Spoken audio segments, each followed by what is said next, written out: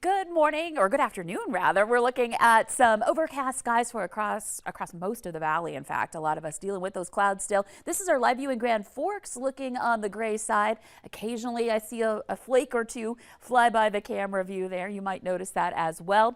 And this is our live view in Grand Forks, and I want to take a look in other places in the valley. Northern Valley has some varying conditions. This is our view along Highway 5 in Cavalier. You can see in the distance that we've got some lowered visibility thanks to some light snow on that DOT cam. And then on the other side of the Northern Valley along Highway 11 in the Roosevelt area near Lake of the Woods, you see these pockets of blue sky. You see the shadows from the trees here.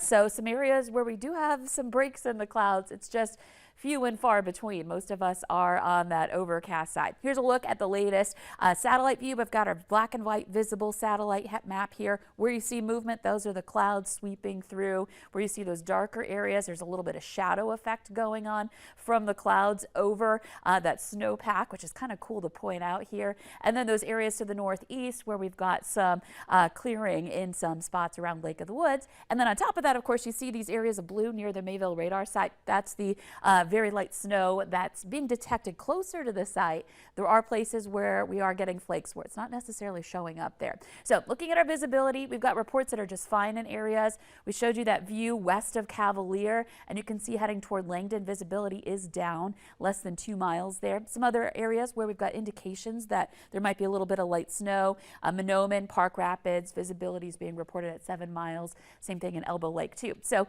little bit of flaky activity still going on. Temperatures are trying to make a recovery. We're currently at 20 degrees in Fargo, 19 in Grand Forks. It's a slow rise in our temperatures here today, but that wind is southerly. It is brisk. We've got some gusts into the 20s, even near 30 in Langdon. So some wind out there, and that's going to make it feel colder. Even though it is relatively milder air moving in, the wind chill factor will be in effect here for us for the afternoon. You can see wind chills are in the single digits. Some of us even near zero. Thief River Falls, Hallock, it feels like 0 degrees right now. So a day to wear the heavier winter coat. And making our way through the afternoon, expect to have a few breaks in the clouds, but in general, it's ended up being more cloudy in the afternoon still, even with the potential for a few flurries still ongoing. Now heading into tonight, the wind continues to increase and spread more into the valley, and clouds also taking over more places. If we do clear out, we'll see that return, and that will help our temperatures to stay up overnight. We'll end up in the 20s to start off the day tomorrow in most areas. And this precedes the snow that'll be moving in for Friday. So we got a warmer day coming in for the end of the work week, but we'll have to watch out for some snow showers. So here's a look at our hour-by-hour planner. Morning hours look relatively quiet. Heading into the afternoon, we're starting things off tomorrow at noon. You can see some hints of some isolated to scattered snow showers popping up, but they really get going in the evening hours. You can see these scattered snow happening as the system is kind of developing over us. And then the transition eastward from there heading into Saturday.